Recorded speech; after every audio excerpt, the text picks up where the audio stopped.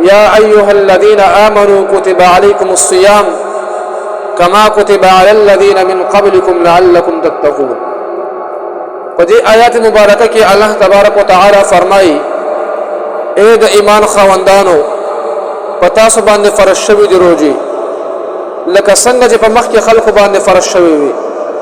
دې دپاره چې په تاسو کې تقوا راشي،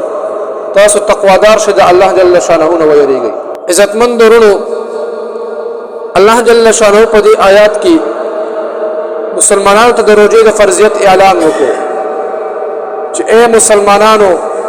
په تاسو باندې روزې فرض شوي دي. او که چېرته بیا موږ او تاسو د دې آیات انداز ته وګورو نو الله جل شانه ډېر په بهترین انداز باندې خطاب کړی دی او بیا مسلمانانو ته براه راست خطاب کړی دی. یا ایها الذین آمنوا، اے مسلمانانو براه راست ورته خطاب وکړو چې دا د مسلمانانو لپاره یو ډېر لوی عزت او شرافت دی. عزتمند ورونو، که موږ او تاسو په دنیا کې وګورو، کله چې یو بادشاه د خپل خادم سره براه راست خبرې وکړي نو دغه خادم دا د خپل ځان لپاره عزت او شرافت ګڼي او دا وایي چې ما سره کوم دی نن بادشاه براه راست خبرې وکړلې، دا هغه ځان لپاره عزت او شرافت ګڼي.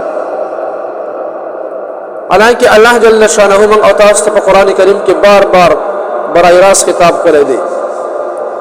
چې دا هم د دې امت محمدیه لپاره یو ډېر لوی عزت او شرافت دی.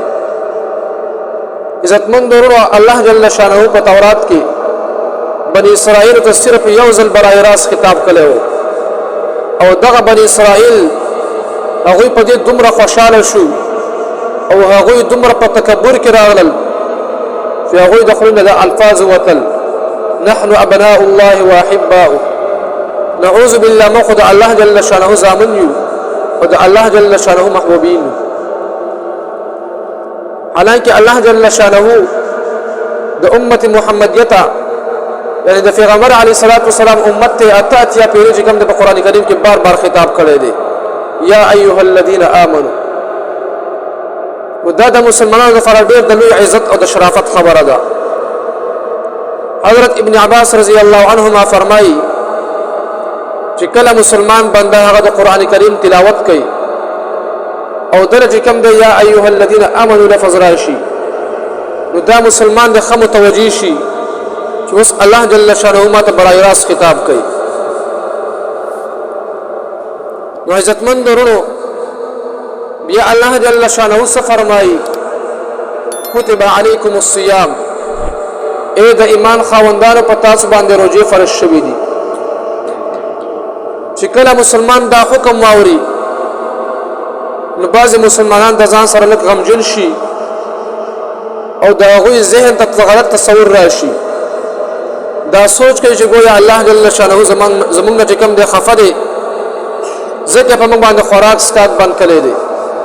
او دومره خطرناک او سخت مشقت کې موږ چې کوم دی اچولی یو. الله جل شانه بیا د انسان دا غلط سوچ ختموي، دا غلط تصور ختموي او خوشخبری ولا ورکوي. کما کتب علی الذین من قبلکم، اے انسانا دا روزې په تاسو یوازې نه دي فرض شوي بلکې ستانه مخکې امتونو باندې هم دا روزې فرض وي. اگر چې د هغوی په روزو د هغوی په تعداد په کیفیت کې فرق و لیکن نفسي روزه په هغوی باندې هم فرض شوي وه. نو د مسلمان زړه ته په دې سره چې کوم دی تسلي راشي چې آیا الله جل شانه خو زموږ نه دی خفه بلکې خوشحاله دی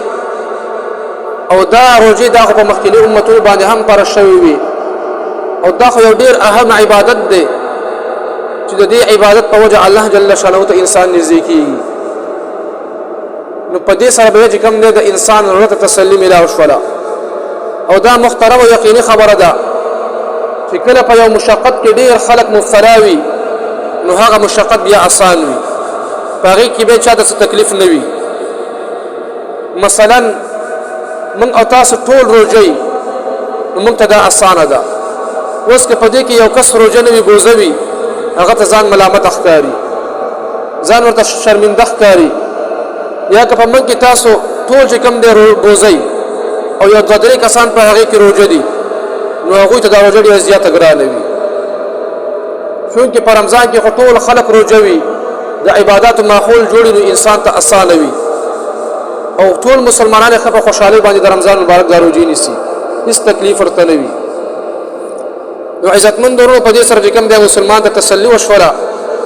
چې آیا الله جل شانه خو زموږ نه دی خفه بلکې دا خو داسې مشقت دی